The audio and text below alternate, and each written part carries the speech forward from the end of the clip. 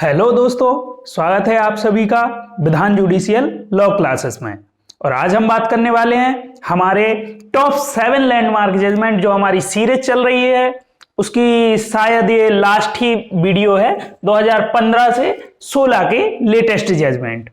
इसके बाद डालूंगा मैं, लेकिन हो सकता है ईयरली डालूं और फिर इंपॉर्टेंट केस ही डालूंगा, तो जुड़े रहें आप। लेकिन आज हम बात करेंगे इस वीडियो में टॉप 7 लैंडमार्क जजमेंट 2015-16। ठीक है, चलिए सबसे पहले हम बात करते हैं हमारा आज का पहला केस रिजू प्रसाद शर्मा। हाँ, आ गए शर्मा जी, देखिए आप कहीं तो आए शर्मा जी। रिजू प्रसाद शर्मा बनाम असम राज्य, 2015 का केस है। इसमें क्या कहा आपने? अनुच्छेद 12 तो सभी ने पढ़ा होगा, जब हम लॉ फील्ड से हैं तो वहां राज्य की डेफिनेशन दी है। तो राज्य की डेफिनेशन में बहुत ब्रॉड, मतलब बहुत बड़ी डेफिनेशन है, बहुत चीज लगभग बहुत सारी चीजें उसमें कवर होती हैं। ठीक है, और बहुत डिस्प्यूट भी रहता है ये राज्य के अंतर्गत आएगा या नहीं आएगा। तो ऐसे ही एक विवाद था, तो इसमें सर्वोच्च न्यायालय, माननीय सर्वोच्च न्यायालय ने स्पष्ट किया कि जब कोई अदालत, कोई भी न्यायालय न्यायिक पक्ष में कार्य कर रहा हो, ठीक है, कोई भी अदालत न्यायिक पक्ष में कार्य कर रही है, तो संविधान के अनुच्छेद 12 के अंतर्गत राज्य नहीं मानी जाएगी। ठीक है, ध्यान रखना है कि जब कोई भी अदालत, कोई भी न्यायालय न्यायिक पक्ष में कार्य कर रहा है तब वह राज्य के अंतर्गत नहीं आएगा। ठीक है, ध्यान रखना है। हाँ, एक बात और है कि जब ट्रिब्यूनल की रिट्स वगैरह होती हैं तब उस समस्या में, या बोलें कि उस सर्कमस्टांसेस में, परिस्थितियों में, उस फैक्ट में भले ही राज्य की कैटेगरी में आए, लेकिन न्यायिक पक्ष में जब तक कार्य कर रहा है तब तक राज्य के अंतर्गत नहीं आएगा, अनुच्छेद 12 के अंतर्गत नहीं आएगा। ठीक है, अब हम अपने अगले केस के बारे में बात करते हैं। दूसरा केस है अलगापुरम आर मोहन राज बनाम तमिलनाडु। ठीक है, 2016 का केस है। इसमें क्या कहा गया कि अनुच्छेद 19 में जो भी अधिकार दिए गए हैं, अनुच्छेद 19 में अधिकार दिए गए हैं ना अपन को, फंडामेंटल राइट्स। ठीक है, तो अनुच्छेद 19 के जो भी राइट्स हैं, जो भी अधिकार हैं, जो भी प्रत्याभूत अधिकार हैं, कौन से अधिकार? प्रत्याभूत अधिकार, वो केवल नागरिकों के लिए प्राप्त हैं। ठीक है, केवल भारतीय नागरिकों के लिए प्राप्त हैं, ये हमें ध्यान रखना है। ठीक है, दूसरा केस हो गया। अब हम अपने अगले केस के बारे में बात करते हैं। हमारा अगला केस भी 2015 का है। इस केस का नाम देखते हैं, देवीदास रामचंद्र तुलजापुरकर बनाम महाराष्ट्र राज्य का केस है। ठीक है, आज अपने केस के नाम थोड़े टफ हैं, कठिन हैं, बड़े बड़े नाम हैं। ठीक है, कोई नहीं, याद हो जाएंगे।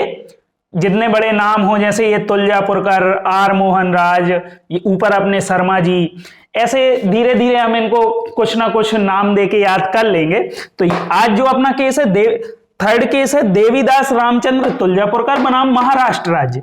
इस केस में क्या कहा गया कि अनुच्छेद 19(1)(a) के तहत जो भी वहां विचार और अभिव्यक्ति की स्वतंत्रता दी है ना 19(1)(a) में, तो इन्होंने कहा, इसी से रिलेटेड है कि ऐतिहासिक रूप से जो सम्मानित व्यक्ति हैं, जिनका इतिहास में बहुत नाम है और योगदान है, ऐतिहासिक रूप से जो भी सम्मानित व्यक्ति हैं, उनके व्यक्तित्व के खिलाफ आपत्तिजनक भाषा का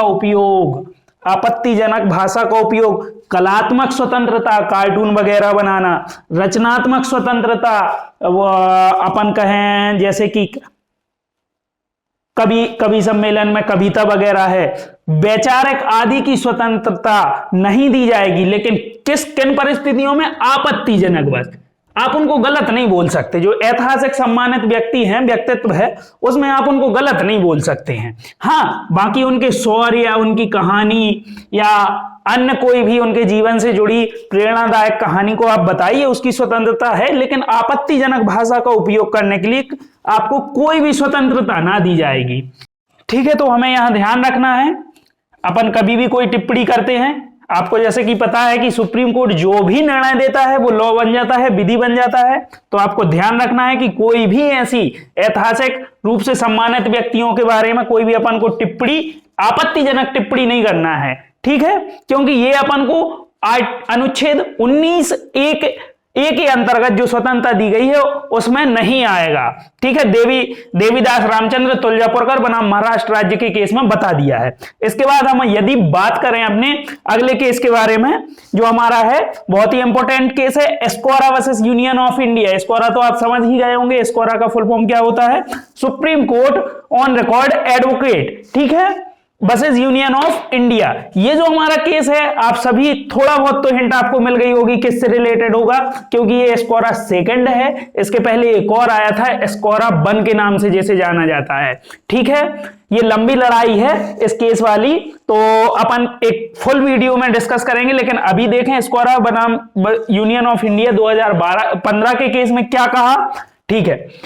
इस केस में 99वां संविधान संशोधन और NJAC जो एक्ट था, ठीक है, समझ रहे हैं आप, जजों के अपॉइंटमेंट का जो एक्ट बनाया था, और 99वां संविधान संशोधन को असंवैधानिक घोषित किया गया, ठीक है। इसके बाद हम अपने अगले केस के बारे में बात करते हैं। तो अनीता ठाकुर बनाम जम्मू कश्मीर राज्य 2016 का केस है, बहुत ही इंपॉर्टेंट केस है। और इसमें क्या बोला था, ये केस जो था आपने देखा होगा कभी कभी कि क्या होता है कि जब कोई भी सत्ताधारी व्यक्ति बोल देते हैं कि ये जमाव विधि विरुद्ध है, आप इसे हटाइए, और आते हैं ऑफिसर और आंसू गैस के गोले लाठीचार्ज कर देते हैं, कुछ भी विधि विरुद्ध जमाव को तितर बितर कर देते हैं। यहां माननीय सर्वोच्च न्यायालय ने अनीता ठाकुर बनाम जम्मू कश्मीर राज्य के केस में साफ बता दिया कि विधि विरुद्ध जमाव को तितर बितर करने से पहले मजिस्ट्रेट को स्वयं संतुष्ट होना बहुत आवश्यक है। स्वयं जो भी वहां कार्यपालक मजिस्ट्रेट तितर बितर कर रहा है उसको स्वयं संतुष्ट होना बहुत आवश्यक है कि जो जमाव है वो विधि विरुद्ध है या नहीं, उसको तितर बितर होने का आदेश दिया गया है कि नहीं। इन सब बातों का ध्यान रखने का किसका जिम्मेदारी है, कार्यपालक मजिस्ट्रेट जो भी वहां होगा। और ध्यान रखिए यहां साफ बता दिया है कि स्वयं जिम्मेदार होगा, स्वयं को संतुष्ट होने बहुत आवश्यक है। क्या होता है कभी कभी बोल देते हैं, अरे मैं अधिकारी इसको ये कह के टाल देते हैं कि मैं जिन भी के भी सबऑर्डिनेट हूं, उन अधिकारी ने मुझसे कहा था कि आप इसे ऐसा कीजिए, लाठीचार्ज करवा दीजिए या फिर आंसू गैस के गोले छोड़वा दीजिए या विधि विरुद्ध जमाव को रोकिए, जबकि जमाव सही था, आपने बोला और आप बच के निकल गए। तो इस केस में साफ बता दिया है कि मजिस्ट्रेट को स्वयं संतुष्ट होना बहुत आवश्यक है। जब तक आप स्वयं संतुष्ट ना हो तब तक किसी भी जमाव को विधि विरुद्ध घोषित ना करें। और ध्यान रखें, यदि विधि विरुद्ध जमाव है तो आपको संतुष्ट होना आवश्यक है कि वो है या नहीं है। उसके बाद आपको यह भी देखना है कि उसे बिखर जाने का आदेश दिया गया है या नहीं दिया गया है, ठीक है। बहुत इंपॉर्टेंट केस लो है, ध्यान रखना है। अगले केस की बात करें, सुनील खरगेड़े बनाम महाराष्ट्र राज्य का केस है। हमने पहले ही बताया, आज के थोड़े से नाम बहुत कठिन हैं, लेकिन कोई नहीं, हमें याद रखना है, ठीक है। सुनील खरगेड़े बनाम महाराष्ट्र राज्य। इस केस में क्या बोला था, इस केस में बोला गया कि क्या हुआ कि मृतक जो व्यक्ति था उसकी जो भी उसके शरीर पर चोटें थी वो FIR में बताई नहीं गई थी।